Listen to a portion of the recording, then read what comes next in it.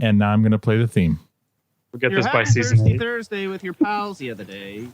All right, let me start that over again so Matt's not talking over it. I see a calendar, and I don't hear myself again. I'm gone.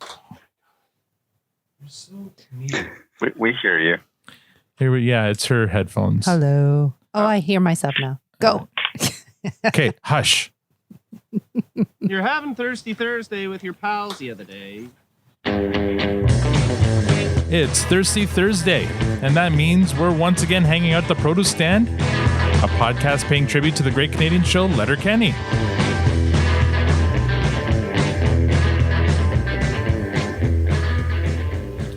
Now, I know what you're thinking. There are many other podcasts about Letterkenny out there, but this one is going to be legen-Dary. I'm your host. I'm Al, your host.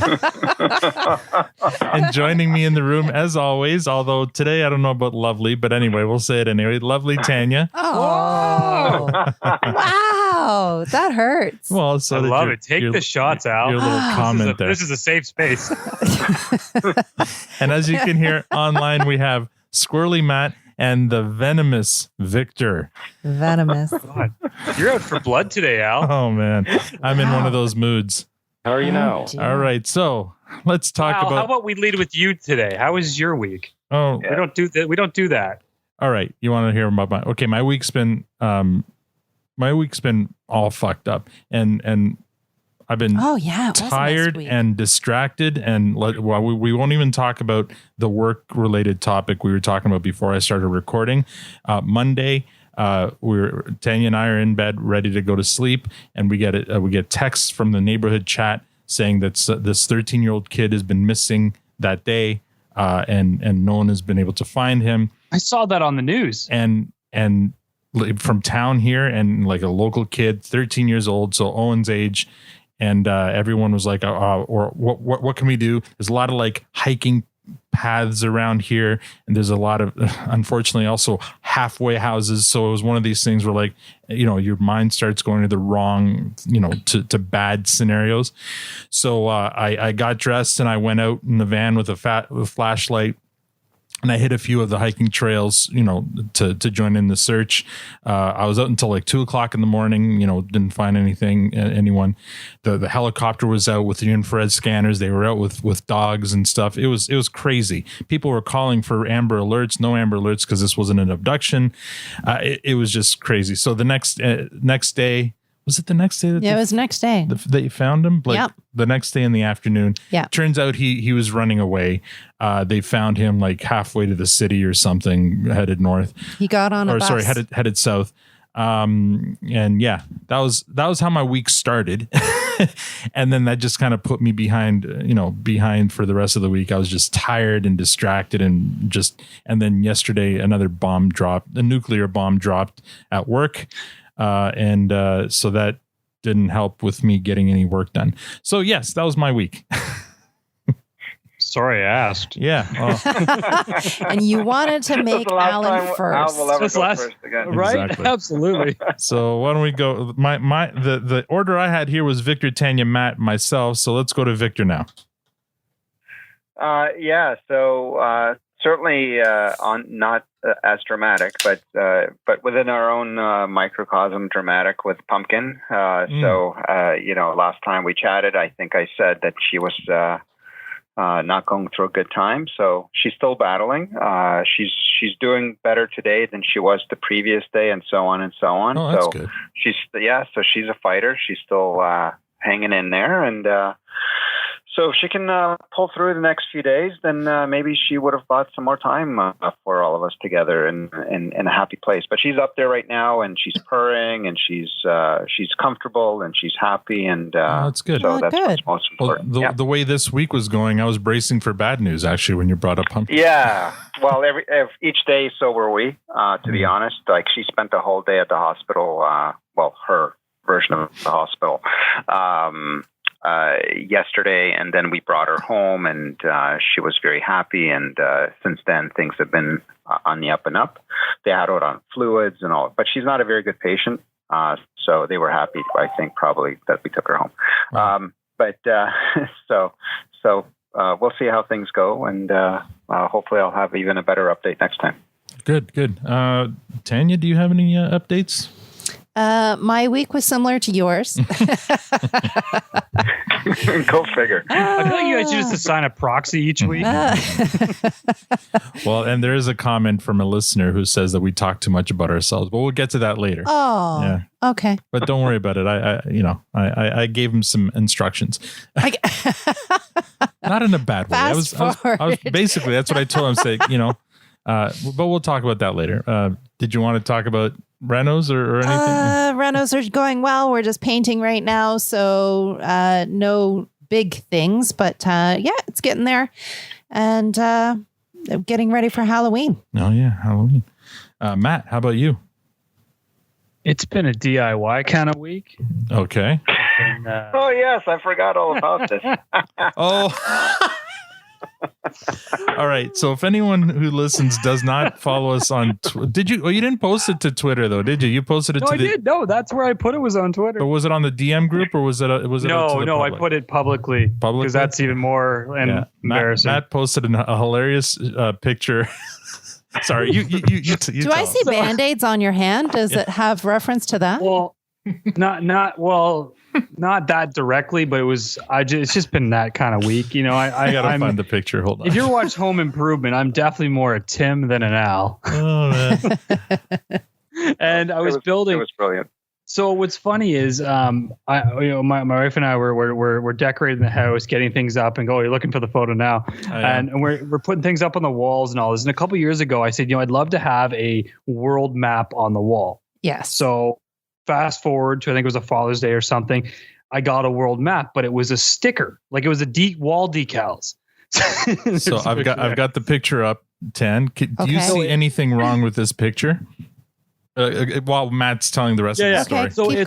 So so I asked for a world map and I got a wall decal, which is not just roll out and stick on. It's literally like a puzzle you have to put together of a world map. So I said, what the hell do I do with this? And don't get me wrong, if she listens, I love this. It actually worked out really well. But so she's like, you have to build a frame and then we'll wrap a canvas around it and then you can stick the decal to it and then we'll mount it on the wall. So it was basically, it's like, imagine inviting someone over and say, bring some beer, and then they bring a beer making kit. This is kind of what was this scenario. So the photo you see on Twitter is me building the frame, and it was a big frame. I think it was a 3 foot by 5 foot frame. Yeah, that's a big. And I was trying to find a way to get it all sturdy up high enough that I could attach all the corners. But when I did that, I had a really bonehead moment, and I fed the oh my god!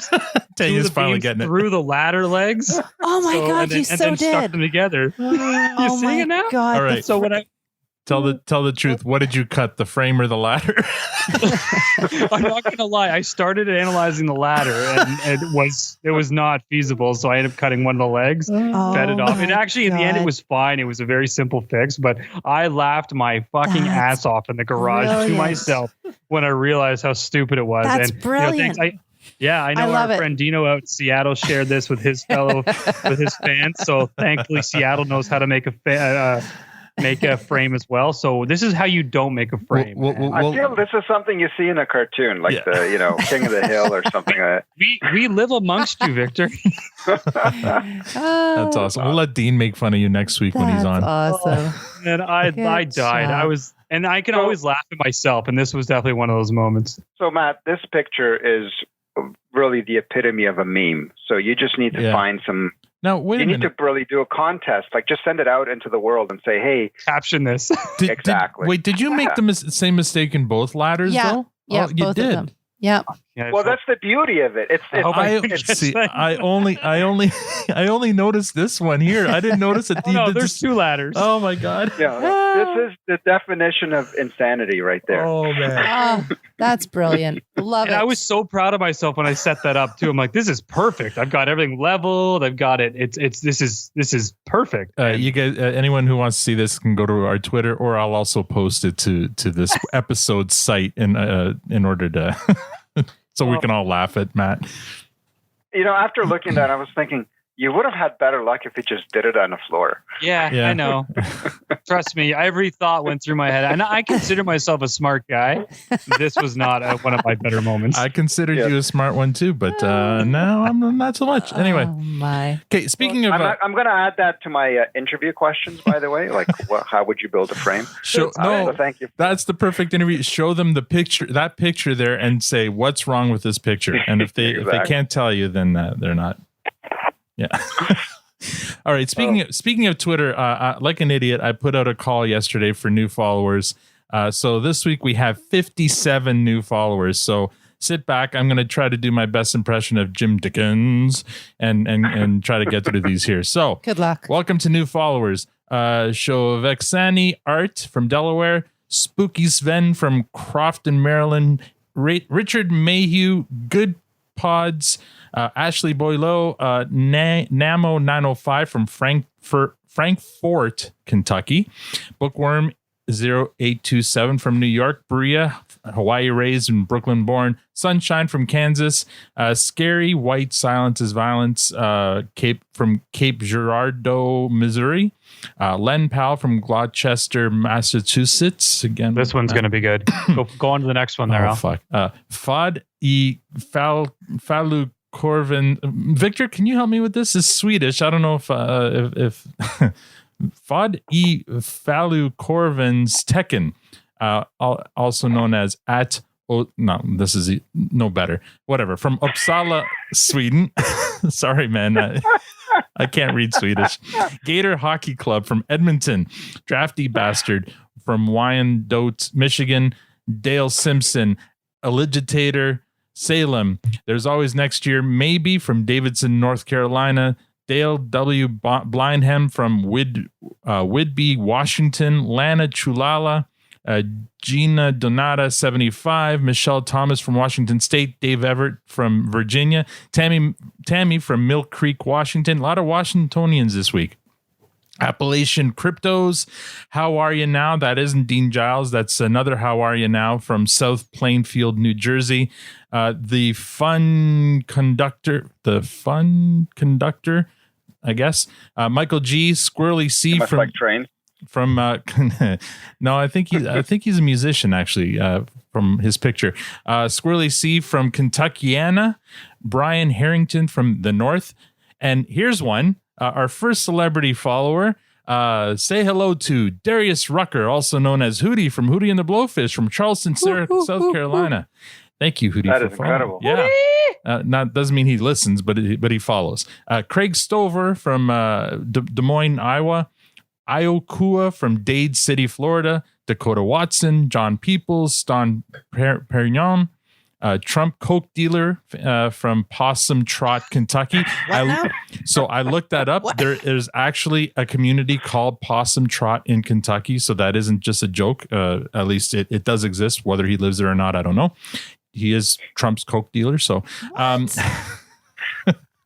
Chad from Minneapolis, Minnesota, Sean Doran from Staines, Quaid, Sergeant Mayhem 13, Stacy McMillan, Gemini Polverari from Meriden, Connecticut, The Warpath from Florida, R.I.P. Tice, Goat the Sauce, Peter DeReuter from Kitchener, Ontario, Crystal Schlesinger from Danbury, Connecticut, some Connecticut people too, Bick Murray, Oh, It's That Bad from Brookline, Massachusetts. I'll never get that right. Michael Slattery from Maquoketa, Iowa. Frank Mineo from DC. Shirley Witt. Michael Lang from Brampton, also an FOTM. Christine Rodriguez from Austin, Texas. Peter Urig, Prime Slime Queen, and Mario Maniaci. I think the winner is our friend from Sweden. Oh man, I'm so sorry. How do you say sorry in Swedish? Anyone? Apologies. I don't know, but we can make him feel. In case you're from Stockholm, my favorite childhood hero, I guess, is Carlson. Carlson on the roof, or famously in Russian, Carlson, который живет на крыше. Whoa! Wow! Do it again. So you can say that, but you couldn't help me with his fucking name. Come on. And Carlson is very famous. So if anybody knows Astrid Lindgren, she's the author of Pippi Longstockings, and everybody knows that in North America. But in Sweden, the more famous character that she's written is Carlson, the one on the roof. It's a little fat man with curly red hair who has a organic button and propeller, and he can fly. And he lives on the roof of a house with a boy named Malish. And they become friends, but nobody believes that Carlson is real. And but they get on these adventures, and he just causes all kinds of trouble. But Malish gets in trouble for all the things that Carlson does. Wow. Anyway, it's a wonderful set of stories and books, and they have a theme park in Stockholm. Oh wow! All about Carlson. Yes, that is so. So that was all just for our friend, since you butchered his name. Yes, apologies. And we'll just wait for Disney to buy up that character and that franchise, and then we'll Americanize it, and then we'll be able to enjoy it here too. All right. Well, don't bore us. Get to the chorus. Last week, we reviewed the season 2 finale, Finding Stormy a Stud. That episode received a fresh rating from Matt, a clearance from Tanya and myself, and a compost from Victor. He said the episode set a new standard for compost episodes. So you can direct your mail to Victor. Our scientific Twitter poll showed that the Twitterverse actually agreed with Matt with 66.7%. I'm not surprised by that, guys. Giving a fresh rating. Thank you, Twitter, and your scientific and second place was actually Compost with 22.2 and Clearance with 11.1. What I don't mention, of course, is that it was only 9 people who responded. So one of those 9. Why do you gotta do that? Because bastardize the results, man. All right, this week we recap and review the first Letterkenny holiday special titled St. Perfect's Day. Victor, did you do your homework? I did do my homework. Tanya, did you do your homework? I did. And might I say, we should have watched like a Halloween episode, not a St. Patrick's episode, given that it's on Saturday. I believe that's next season, but okay. Matt, did you? So by St. Patrick's Day next year, we'll watch the Halloween special. Matt, all right, that's it. Did you do your homework? With much struggle, yes. Oh man, sorry. Not based on the quality episode. It was being able to get to the episode and find time to watch said episode. Right. Was a challenge this week. Okay. Well, but did you watch it last night or was it today? Oh no, I watched it like an hour ago, and I found it. So it was funny actually, because where I watched Letterkenny doesn't have these holiday episodes, so I couldn't find it. I know you told me to download it on Google or some shit like that. Google Movies, yes. Pay for it, yes. I didn't do that. Okay. And where I found it ultimately, I think, was on Daily Motion or something. Oh, the whole episode? The whole episode, and it was a slightly zoomed in mirrored image version. Oh my God. With half audio. Dude. So that was challenging. And then I was really struck for time, and I apologized to Letterkenny, but I watched it at a 25% speed increase because I needed to get through the episode. Oh my gosh, dude. Wow. You butchered that you're on an bad. iPad. What you're That's saying terrible. is, regardless of what your rating is today, there's going to be an asterisk next to it. Oh, yeah, it's. I feel like I need to watch it properly again. Hold on. I really did try. Hold on, Matt. This is for you. You are spare parts, aren't you, bud? Yes. Okay, so listen, the next time you can't find the show, just call us and you can watch it with us. And we'll like I'll hold my phone up at my TV and to the TV. It might have been better quality than what I was dealing with. I'm thinking it might be $1.99 on. I would have bought you a coffee. All right. Whatever. We'll see if that affects your rating. I feel like maybe not, but we'll see. All right. We start with the cold opening. The episode picks up. Oh, before we begin, because this is a holiday special, pay attention, Matt.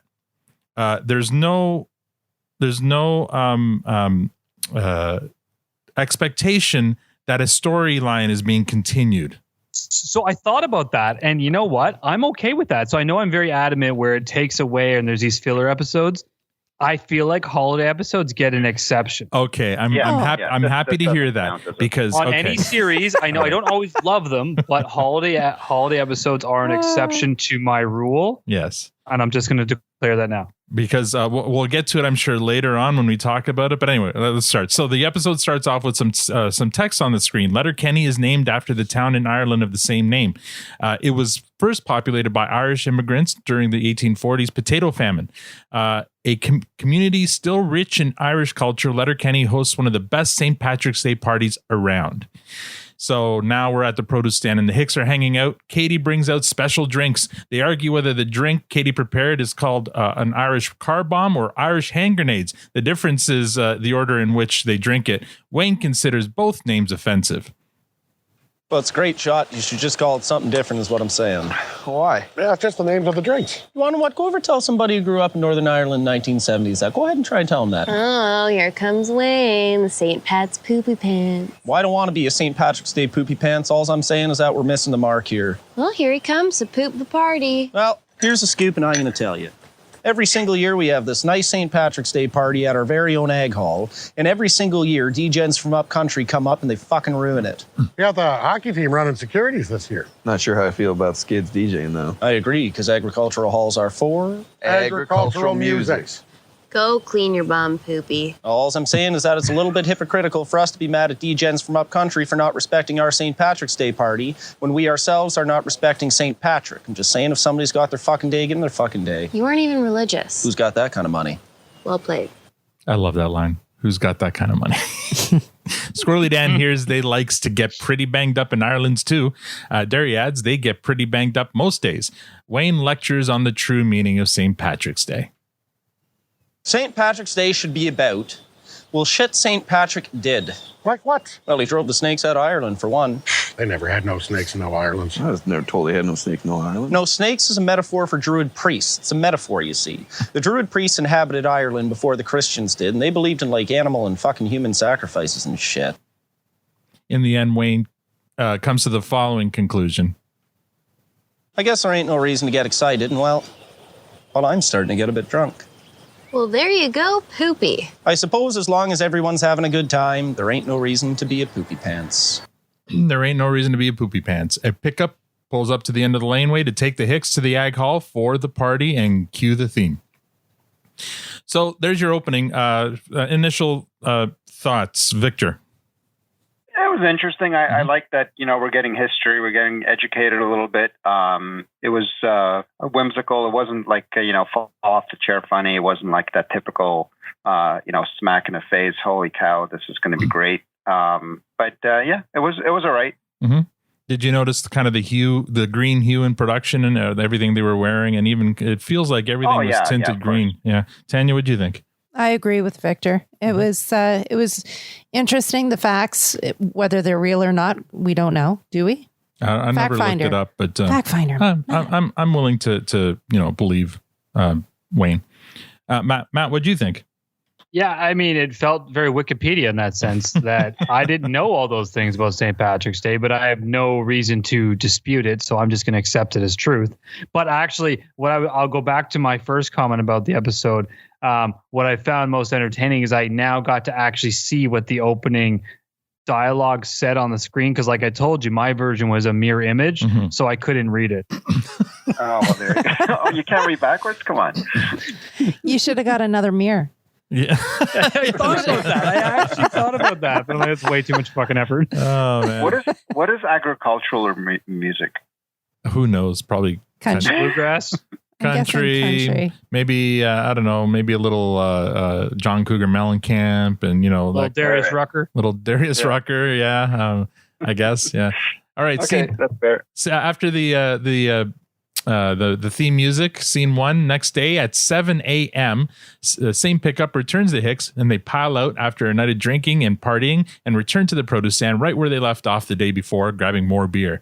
Wayne says, "You want to know what that was? That was entertainment. That's what that was." Squirrely Dan says he's a hape, as the Irish would say. As far as I can tell, that means he's a heap of something. I don't know. Probably just hung over from the night before. Katie says that was the best St. Patrick's Day ever. Wayne adds that it was a St. Perfect's Day. So Dairy can't remember anything, and Squirrely Dan says he never lost consciousness. Dairy said he came to in the back of Seth's truck on account of the fresh air, likely. Wayne adds, and a glass of water and fresh air. That'll do it, bud. Dairy begins to worry. He says he's got the fear. He doesn't know who he talked to or who he said to who. Dairy, I know what you did. I know who you talked to. And I know what people are saying about you today. I'm frightened. You are a fucking legendary. What? You are a fucking legend, Dary. No. You are legen-Dary. Why? So they tell me What? Where are you? that I had a dart likely. We flash back to the night before. Wayne's outside the egg hall having a dart, likely. McMurray joins him for a dart. McMurray is feeling apprehensive on account of all the Degens from upcountry at the party, with their Pantone green sleeveless tees, their avocado green beads, and their mantis green lays, when everyone knows lays are exclusively fucking Hawaiian. Wayne tries to calm McMurray down. Well, here's the scoop, and I'm going to tell you. We're all hypocrites here, but so long as everyone's having a good time, ain't no reason to be a poopy pants. Yeah, you're right. An A for effort, Wayne. The pep talk missed the mark. I'm going back inside to keep an eye on Miss McMurray and Bonnie. I got a feeling right now, security's already shit-faced. Good enough. Enjoy the ticket. Cut to the inside of the party. The Skids are operating the DJ booth and putting their synchronized dance moves to use. They were born for that role. Riley and Jonesy and the other hockey players are wearing yellow security shirts, doing shot after shot, yelling, "We can't get kicked out," presumably on account of them being security. And back to present time, at the produce stand, Dary is still confused. Squirrely Dan and Katie start recounting the night's events, beginning with the leprechaun, which spelled stage 1 of Dary becoming legendary, but not before Poopy Pants Wayne dropped some leprechaun knowledge. Hope you know leprechauns don't hold no real significance to St. Patrick's Day. I did know that. Leprechauns are mythological fairy folk believed to have inhabited Ireland before the Celts. A1, bud. And last night, I got to be one. Flashback to the night. Flashback to the night before. Dary's Well, it's a great shot. You should just call it something different. Oh, is what the I'm hell? I hit the wrong button. Sorry. Dary's dancing by himself like nobody's watching with a drink in each hand. Squirrely Dan tells his story. The Skids were playing the weirdest songs that Hill admits he later grew to appreciate and then treasure. Squirrely Dan was just standing out there eating a corned beef and cabbage sandwich made by Bonnie McMurray, who's over there looking just as sweet as juice. Squirrely Dan notices some Degens from up country picking on the St. Patty's Day mascot, Pitter Patty. He knows it's David Hofstetler's brother Dwight under the costume, and he's a little slow, so Squirrely Dan felt compelled to intervene. But before that happened, Dwight decided he had had enough, so he rips off his costume and stomps off. I sees an opportunity in front of me, but I can currently have a corned beef and cabbage sandwich in my meat handler, and I was planning on tossing a few more down. Plus, Bonnie McMurray's there, looking just so comely, so she's nothing to run away from neither. But I got to act fast as I noticed the Degens from up country and have the same ideas as me. So I smash the sandwich into my face, walk on over to where Pitter Patty's laying on the floor like a melted snowman, and I picks them up and makes them my own. Now Squirrely Dan is dressed up as Pitter Patty, and he's never been happier. Now, So I will Squirrely admit Dan this was deserves- fulfilling somewhat of a childhood dream for me. But what happens next was more of a fantasy. I'm sure you guys know that furry material does about as much to hide a boner as spandex, so I was approaching big troubles in Little China, so not exactly complaining about it. Big troubles in Little China. Sorry, Victor. What were you saying? Yeah, sorry, I stepped on him. So he deserves an Oscar for that storytelling. Yeah, it was so, well, him recounting the story, but all the visuals that went with it too. And I love the line, "Nothing to run away from." Yeah. That's brilliant. Yeah. As Squirrely Dan enjoys the attentions he's receiving from all the ladies. Sammy Sandwich, the mascot of Sammy Sandwiches, he comes running over and he's fuming pissed. And I can understand why. I'm over here getting hugs and tickles from pretty gals while he's standing there holding a tray of sandwiches like a nutsack. Now I see he's got a confrontational look in his eyes, and the scowl mask doesn't exactly do much to stifle it. Me being no pushover, I'm not about to be stared down. So I return the glare, which reduces us into one bona fide stink-eye standoff. Then, quick as a kitten queef, the fucking sandwich tray goes flying, pot of gold's up in the air, and Sammy Sandwich spears me to the floor. You would have thought security would have broken it up, but Riley and Jonesy just stood there like a bunch of 10-ply half-wits sniffing each other's farts. I'm about to tap out like a fucking Sally when out of nowhere, legen-Dary comes swooping in and lays the beats down on Sammy Sandwich. Oh, man. There's so much there. The throwaway, the classic throwaway line there is quick as a kitten queef. It's just, he's the star of this one, man. He is. He's absolutely the star. The stink eye he gives Sammy Sandwich to wearing the leprechaun gear and like giving him that stink eye was hilarious. Yeah, that recap needs to be bottled. Oh my. Legend-Dary saves the day, but Dary just sits there looking bewildered. He doesn't recall any of it.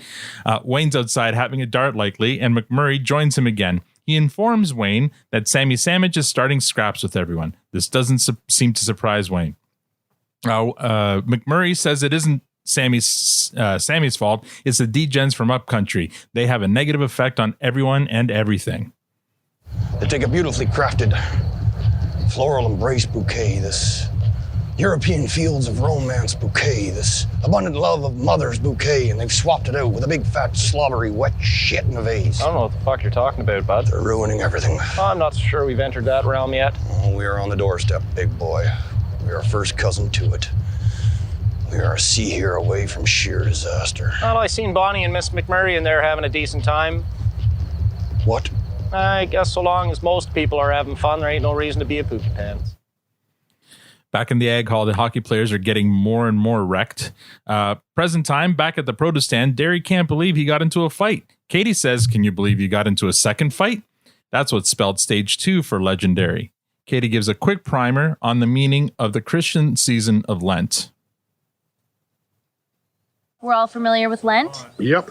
No. So it's fucking Sunday school now, Katie? Lent is a 40-day season of the year where Christians try to get closer to God by praying and not eating or getting hammered. Fasting is what it's called. It's called fasting. Christians are encouraged to give something up for Lent, and I thought that was kind of nice. And, with spring break coming up and all, I thought that I would give up sex. That's too much fucking info. Too much of anything isn't good for you. Even apples. I never heard that argument about mixing a batch. However, St. Patrick's Day falls within the 40 days of Lent, and Lenten restrictions are lifted for the day. You're not even a fucking Christian, Katie. Well, who's got that kind of money? Well played. So, I went to get laid.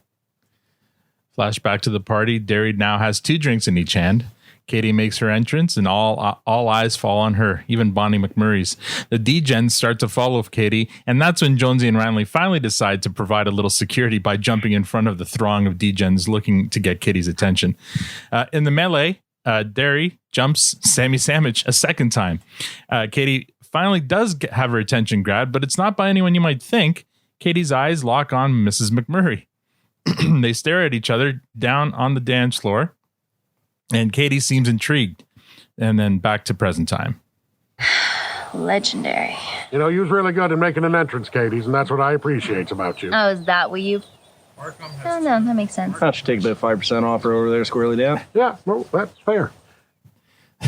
Back outside the party, Wayne's having yet another dart, and McMurray joins him one last time. He's even more upset with the Degens. Wayne tries to distract McMurray with some small talk about how funny it would be if Rihanna's song Disturbia got parodied by Weird Al as in Serbia on account of McMurray being part Serbian.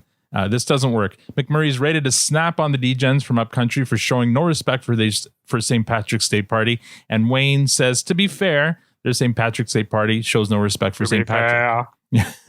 To add insult to injury, McMurray can't find Mrs. McMurray, but Wayne refrains. I know what, so long as everyone's having a good time, ain't no reason to be a poopy pants. But McMurray informs Wayne that not everyone is not having a good time. In fact, most people aren't having a good time. This gets Wayne's attention, and he springs to action. Is anyone having a good time? No. Then I shall be a poopy pants. You wanna what? I think I got a solution to serve all parties involved. Yeah? You know why we celebrate St. Patrick's Day? No, I'm Scottish. It's to celebrate St. Patrick bringing Christianity to Ireland and driving out the Druid priests, or the snakes. And why would he do that? Well, to separate the bad from the good, essentially. Sounds like a pretty good guy. So what say we honor St. Patrick while also serving our own St. Patrick's Day agenda and drive the snakes out of Letterkenny? You mean the Degens from up country? Let's hope they got their jammy jams on, good buddy. Cue the fight music. Inside the Ag Hall, the Hicks assemble Avengers style, joined by a very drunk Jonesy and Riley and spurred on by the soundtrack provided by the Skids. The brawl ensues, and once again, Dary takes on Sammy Sandwich for a third time, even though he isn't even a Degen. The Ag Hall is eventually ridded of all the Degens. All the townsfolk celebrate. Even Dary and Sammy Sandwich share a pint and shake hands. By this point, Wayne's keeping Dary upright by his shirt collar. The Hicks pick Dary up on their shoulder and celebrate the victory. Meanwhile, Katie and Mrs. McMurray emerge from the ladies' room wearing each other's tops. Mrs. McMurray looks rather pleased with herself. Katie looks like she may regret her actions later. And back at the produce stand. You are a fucking legend, Dary. He's legendary. You guys really fucked that pig. Well, I don't think we've seen the last of Degens from up country. Good! Yo! Door's wide open! Door's wide open! But at least we did well by St. Patrick. And even more importantly, by our own. Breakfast? After choring. I'll go make some Caesars. Well, who's choring? I'll chore. All right, Squirrely Dan, more hands make less work. I'm coming. I just need some moments to reflect. Wayne and Dary leave. Wayne and Dary leave, and Squirrely Dan pulls out his Pitter Patty leprechaun hat and puts it on one last time. Wayne calls out for Squirrely Dan, and he runs off to help with the choring, but not before clicking his heels together. And we cut to black. Very goofy. All right. Very goofy. So let's start with initial thoughts. No ratings, just thoughts. Victor, what did you think of this episode? I had fun with Squirrely Dan, and everything else was just dressing. Okay. Tanya? Just thoughts. We're not getting into it yet. What were your initial thoughts? No ratings yet. It was okay. Just okay. Just okay. Wow. Let's, Matt, can you elaborate? This is a talk show, folks. Yeah, I know. Well, you didn't want me to elaborate. What do you want me to say? No, you can elaborate. Just he said no ratings. No ratings. Just no ratings. Yeah. Okay, well then this is the discussion portion. Okay, this is where we argue. All right, I'm sitting up. Sorry, Tanya's new to the show. Oh, welcome. She doesn't listen. That's why. She's on, but she doesn't listen. Talking time. Pretty sure she was sleeping there for a minute. Whew, okay. Please, everybody, welcome our special guest. Yeah. So, I didn't love the whole Wayne and what's his name again? I can't remember. McMurray.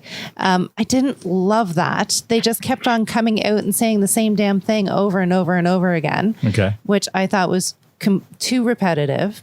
There was talk about all of these Degens doing things, but we never really got to see what it was that they were doing. Just all of a sudden they needed to be kicked out. Okay. So I kind of felt like there was a missed opportunity. Like there was nothing else built on the story.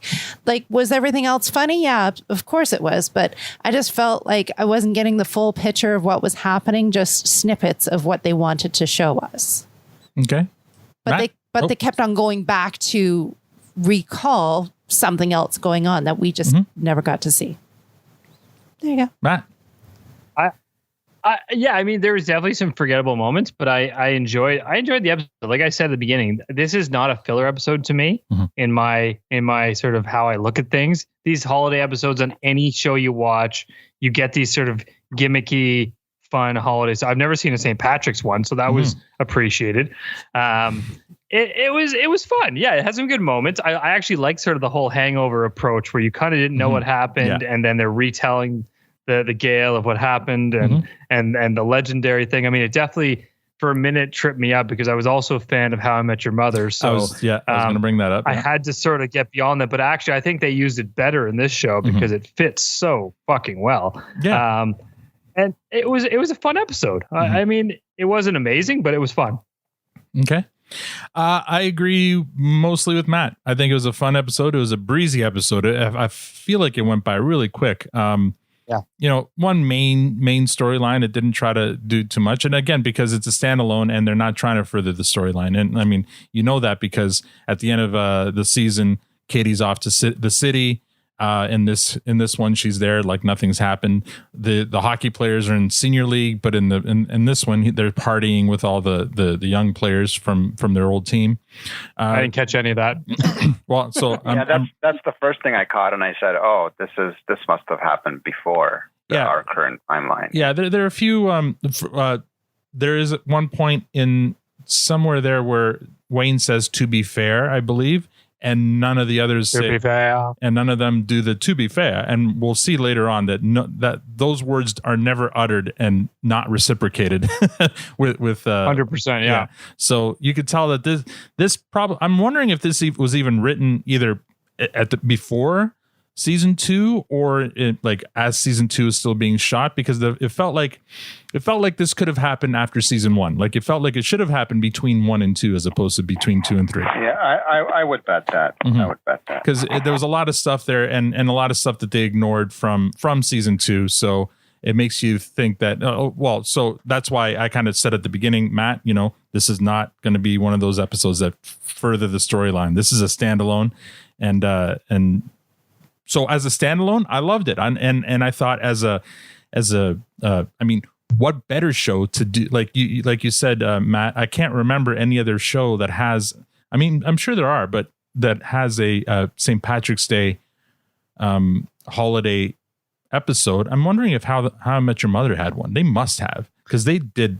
My goodness, I think every show has had every holiday, even back to Three's Company. But you think of like some of your mainstream shows, they always do a standardized Halloween, Christmas, and maybe a Thanksgiving. Yeah, St. Patrick's Day. The other holidays may slide in here and there, but there's no consistency. Yeah, I guess. So as far as that one, I thought it was a great the perfect show to do a St. Patrick's Day episode is a show called Letterkenny, and just everything that went with it. I loved the whole flashback, the whole hangover kind of influence. The legendary thing, I was like you, because we did watch How I Met Your Mother. I kind of tripped on that a bit, going, yeah, they're kind of being derivative there, but like you said, it's more perfect here because of Dary's name. Barney Swinson, the only reason he said legend, wait for it, Dary, it was his catchphrase, but it had nothing to do with anyone's name or anything like that. And I struggle. I tried. This is terrible, and you guys are going to hate me for this. But I got caught up, and I'm like, what could I do with some of the other names? and they're bad. So I had incapable. No. No. Hard no. Squirrely Dantastic. No. Hard no. Oh, how about this one? Oh, hard no. Okay, I'm banking on this one though. That was in Swain. Sort yourself out. I don't know. Sorry, it's been a rough week. Yeah. They don't get better. Just because your DIY didn't go very well doesn't mean you need to dabble into name changes there. I don't know. You know what? A for effort. At least you tried. But yeah. I give that a... Hey, give your balls a tug, you tit fucker! So anyway, overall, I really enjoyed the episode. I thought it went by really fast. Like I even looked to make sure, is this a half hour long? Because it didn't feel like the right length, but it is a standard length. There was also a lot of scenes where there wasn't a lot of dialogue. So it was mostly like, showing what was happening. But what they were showing was hilarious. Like, Dary's dancing. I love it. It was so every time they were showing him dancing, I just wanted more of that. Squirrely Dan telling his story and the visuals that went with that were great as well. Overall, I thought like visually, like with visual storytelling, even the skids, I had fun with them. The few times they were used, even to like mark the beginning of the fight where Stewart turns around and throws his hat Michael Jackson style, and that was the signal to start the fight. That was a lot of fun. Like I thought it was you know what? I feel like that was one of the more cinematic looking episodes of Letterkenny. There was a lot of kind of production stuff that I noticed in this episode that I haven't seen yet in regular episodes. You know what I mean? Like the color palettes selection, even when the pickup came to pick them up and drop them off, there was a lot of kind of motion and stuff that you wouldn't normally see. I feel like in a Letterkenny episode that we saw in this. And Matt, you're like a production guy. Like, did you notice any of that? Or I guess you were looking at a really crappy version of it. So yeah, like I said, I was psyched that I got to actually see what was written at the beginning. Mm-hmm. So thank you for that, Al. But no, I hear I hear what you're saying though. There was some fun aspects of it. I I liked the skid's presence, but I appreciate that they didn't say anything. So yeah, so they were in their element for sure. Yeah, which worked, and it worked for this. I think for context, it worked fine. And I mean, if I sum it all back to something, I'd say this was really the Dary and the Squirrely Dan show. Yes, and those two carried this episode in a very, very great way. Yeah. I mean, I'll disagree with Tanya. I liked the Wayne and McMurray stuff outside. You know, things happen in threes. At the beginning, McMurray comes out and he's afraid the Degens are going to ruin things, and Wayne calms him down. The second time he comes out, he's a little more worked up, and Wayne calms him down. And then the third time he comes out and he convinces Wayne that the Degens have to go. I do agree with Tanya. They didn't really show.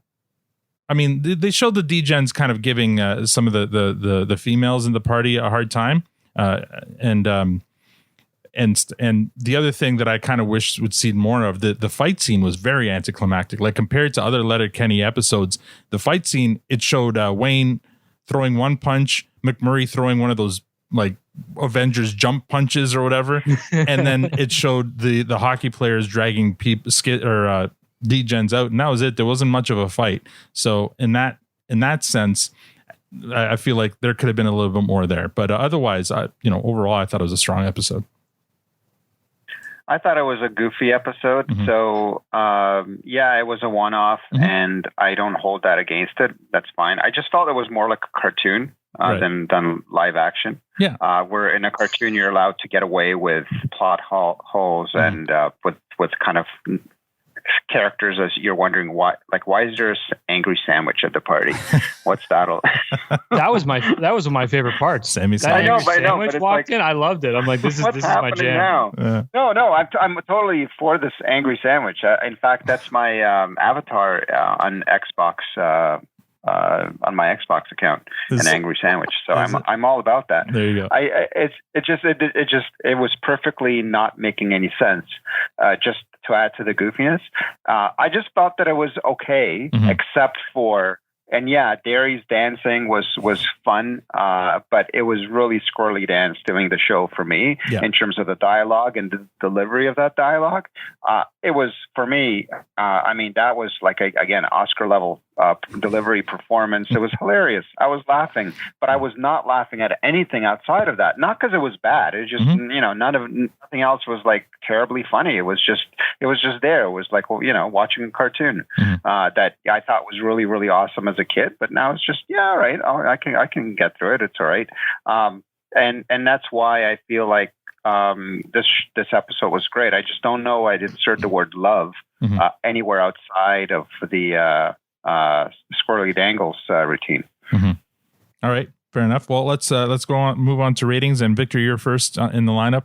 What would you give this episode? A fresh, clearance, or compost? Yeah, so I was struggling with this one because I loved Squirrely Dan so much that I feel like this is his best performance ever from any episode. Yeah. I felt like I have to give it a fresh just because of that, but I couldn't. I have to give it a very, very high clearance because you need to bring more than just one character for the fresh rating, right? We don't want to tarnish what it is to be fresh, so I have to give it a clearance.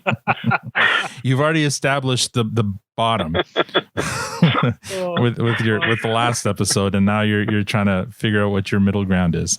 All right, so eloquent. Yeah, Tanya, what would you give this episode? I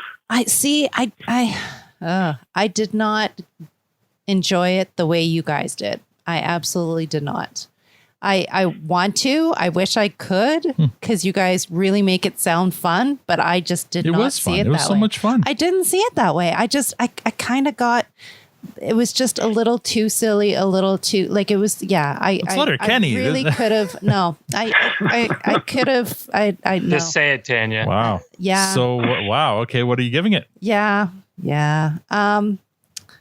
I'm a cross, but I really am. I'm cross between a compost and a clearance. I know that it was a lot of fun in some parts, so I'll give it a clearance.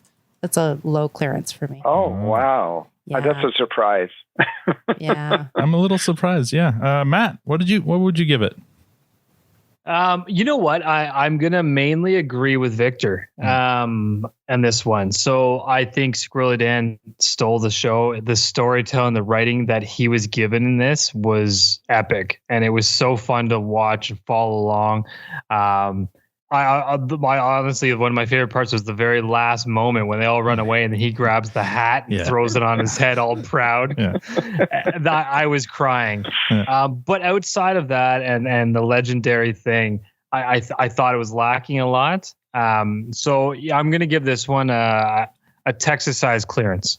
Wow. Oh. Right down the middle. So I'm wondering now. Oh, don't like I agree. So Victor said, there's you can't get a fresh on one good character strength. Okay, and I think that's so it wasn't enough to hate it, but in the episode was fun, but it didn't. There wasn't enough to push it to that fresh level by any means. Sure. So the way I see this episode as a standalone, it's not. We're not worried about the story. We're worried about the concept of the episode and just the episode. And did the characters in the episode react and behave the way you would expect them to react and behave? And I feel like they all did. All of them did. And I enjoyed it. I must have enjoyed it way more than you guys, because I thought the dialogue in the cold open was fun. Like, I know it was a little Wikipedia like, but there was enough there. The whole, you're not religious. Who's got that kind of money? I love that. But I didn't laugh once in the cold open. Well, neither did I. I didn't laugh, but it didn't mean it wasn't really, really well written. I found it really well written and smart and subvertive. Like that there was some commentary there on religion and stuff, and I appreciated that. So you know what? Like I don't need to be laughing my ass off to really appreciate it. I thought that cold open was really good. I loved Squirrely Dan just like you guys. I really enjoyed Dary. Obviously, I thought Katie was great, and whenever she's on screen, you can't take your eyes off her. The only thing I didn't enjoy, or not that I didn't enjoy it, I felt robbed of, was a really good fight scene. I was hoping for there to be a really good fight scene. And I guess none of you guys noticed that one of the Degens looked a lot like a young Ben Affleck. But anyway, no. So I enjoyed this episode, so I'm giving it a fresh. It's the first, so maybe I was really looking forward to this one because this is the first time we're rating an episode that I haven't watched before, and so maybe it's fresher to me than is potentially your excitement just taking over. I call this recency bias. You think so? I don't know, maybe, but I really enjoyed it. I thought it was a lot of fun, and true to Letterkenny. I thought it was Letterkenny characters doing their best impression of a St. Patrick's Day special. So to me, it delivered on every account, except I wish it was a better fight scene. You're allowed to give that rating. I mean, when I first watched Alf, I would have given it a fresh rating. And I'm not sure it would get the same rating today. So you're allowed to give. So based on everyone's reaction, I don't think anyone. This isn't removing any episode from anyone's top 5 list, right? Yeah. Including my own. It's not making my top 5 either. Even though you're giving it a fresh? Yeah, but I mean, my top 5 are all fresh and probably hands out fresh like they're crack, man. But I don't. And my 6th is probably fresh as well. So it's not, it's not unseating any of my top 5. But I thought it was a fresh episode. All right. Let's move on to listener comments. I've only got one. This one came to us from Facebook, actually, from Joe Robb. He said, "You guys spend way too much time talking about yourselves and not Letterkenny. We don't need to hear about your work week or renovations or what your favorite beer is. Just talk about Letterkenny. That's why people are listening to you. Sort yourselves out." From Joe Robb on Facebook. So fair? Well, I wonder who robbed Joe of his last name, because typically you get both, but I think that's the interesting element that we bring to the show, because otherwise you can just go to IMDb and just read the show notes, right? Yeah. And I think that why should people care about our opinions? Well, they get to know a little bit about us, right? So then that way they can relate to the people that are sharing opinions about the show and their thoughts and whatnot. So I think that brings that personability out there. Yeah, and I reminded. What I'll say to that quickly is, fair enough, and maybe it goes on a little long sometimes in the beginning, but to be fair, we were we were all friends first, and we in a COVID world we don't see each other very much or talk very much, so this is our quick mini catch up for all your enjoyment, and then we get into the show. Yeah, and I reminded Joe, that it is a podcast and there's a fast forward button. So if he doesn't want to listen to us, that's fine. If he just wants to listen to the recap, fair, and he can jump forward. I mean, I'll be curious to hear from others, and if it is like overwhelming that we do talk too much about whatever yogurt, train simulators, then maybe we can have a quick production discussion. But as far as I'm concerned, like Matt said, and we're doing this to have some fun with each other too. So appreciate the feedback and feel free to fast forward, but please still listen. Matt, were there anything from the DM group that we wanted to talk about? Not that I recall, to be honest. Unless I'm completely overlooking. I've been bad this week, Al. Yeah. I apologize. So we had, I think we have mentioned before that on Twitter we do have a DM group that if people want to join, they can just let us know and I will add them.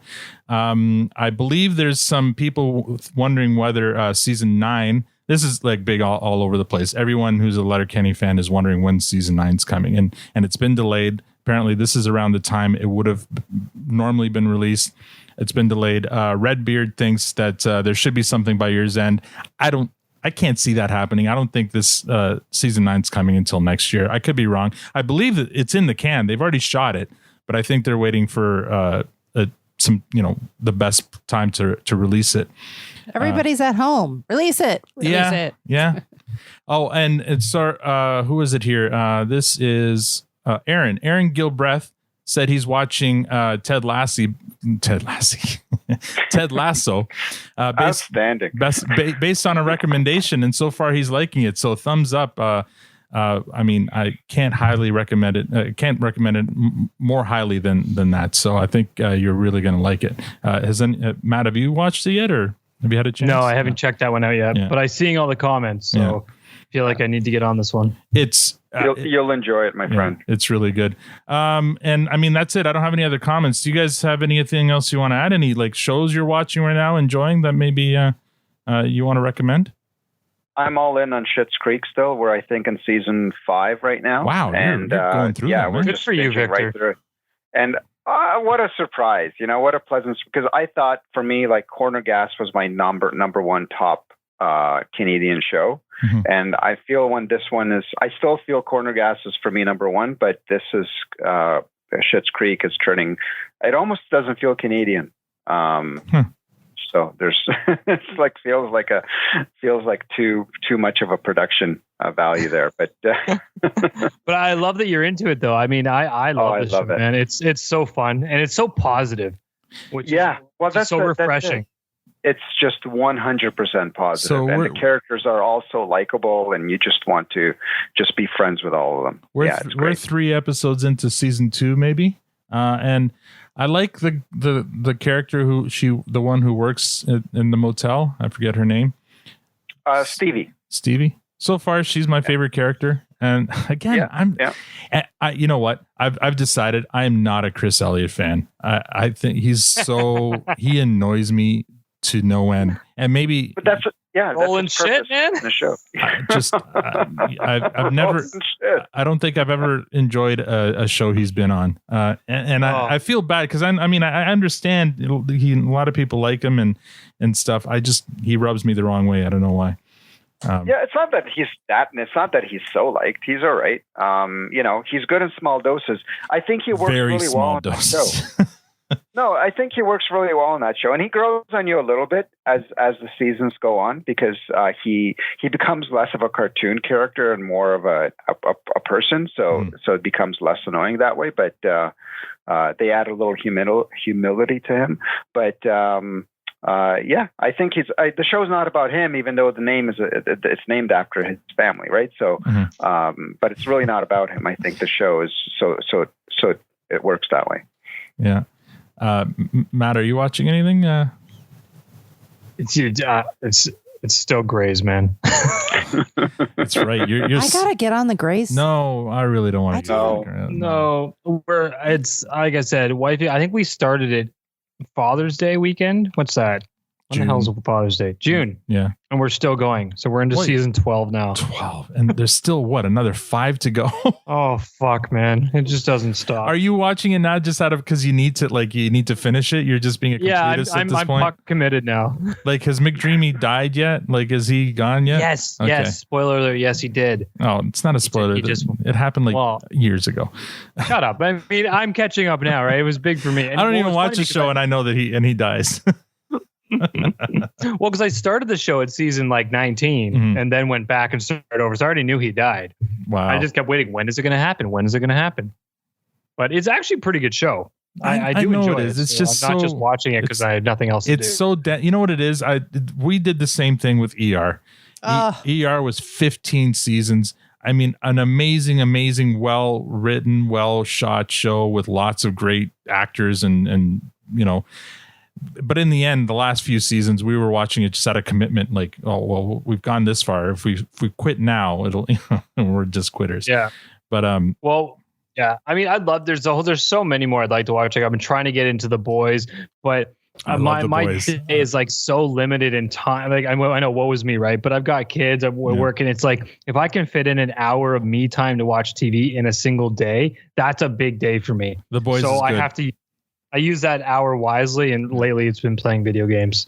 Oh, all right. Oh, you're finally doing Train Simulator. Good. Oh, well, he did install it in the last episode, and he probably deleted it the same day. I couldn't get the train moving again. The Boys is definitely good. It's twisted. It's like it's crazy and gory and just graphic and lovely. If you like that kind of stuff. You know what's funny? I'd heard about. You know who actually? It was Fearless Fred. Mm-hmm.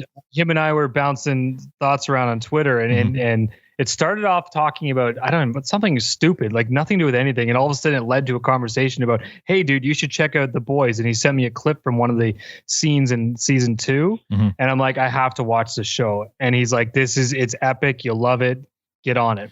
I've been trying to make the time to do it. I just love it because the Vought headquarters, I used to work right across the street from that building, which it's basically Roy Thompson Hall, but then they basically digitally extend the top to be like a skyscraper. But yeah. All the so many scenes shot in and around Toronto that I know, but Suits. Yeah, well, Suits is the same thing. Well, Suits, I literally have pictures. My headquarters. Yeah, well, that, and I have pictures of Harvey and Michael. Was it Michael? Mike. Yeah, Mike. Like I was on one side of a pane of glass. They were on the other shooting a scene like that. They shot a lot in our area too. In our building, in our smoking section. Tina Torres, like she's really tall. I got pretty close to her to see how tall she was, and I was going to say, speaking of the headquarters of where I work, Working Moms, which uses the same headquarters, we finished that series as well. Brilliant. And we binged through it, and it's good. Right. It's probably like number 3 or 4 for us, in terms of favorite shows. Have you seen the Great yet, Victor? You need to get on the Great. Huzzah! No, it's on the list. It's going to be after we finish Schitt's Creek. We'll move on to the Greats. You'll love it. I know you'll love it. One sad note. I learned last week that Tanya, you may not know this, but Glow has been canceled. Oh, really? Yeah. Unfortunately, I didn't know they were even coming back for another season. Well, we loved it. We watched all of it. Yeah, and I'm a big Mark Maron fan. I'm surprised. Listen to his podcast. But yeah, so they released all the shows that Netflix is canceling this season or this year, and Glow unfortunately was one of them. It was, I think, a casualty of COVID. Oh no! Probably a tough show to shoot when people can't be so close. I mean, it's a wrestling show, but was it 2 seasons or 3 seasons that do exist, Matt? If you've never seen it, it's a lot of fun. I think it's 3. It's 3 seasons. Is it 3? Yeah, a lot of fun. Yeah, lots of good shows out there. We could go on forever. Yeah. All right, then. So I'm going to play us off now with a song from this episode. It's called "Oh My Bride" by the Deadly Snakes.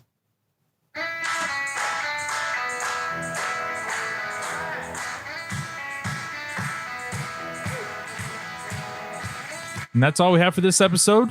Next week is our season 2 recap. We'll be joined by the host of How Are You Now Pod, Dean Giles. We had a great time with Dean last time, so this should be fun. Please rate us on iTunes if you like the show. Follow us on Twitter at ProduceStandPod. We also invite you to visit our website, theproducestandpod.com, for episode recaps and a list of our favorite episodes. Thank you for joining us. Now we're going to eat some corned beef and cabbage sandos, crush some puppers, and dance like no one's watching, aka Dairy. From all of us at the Produce Stand, have a good night.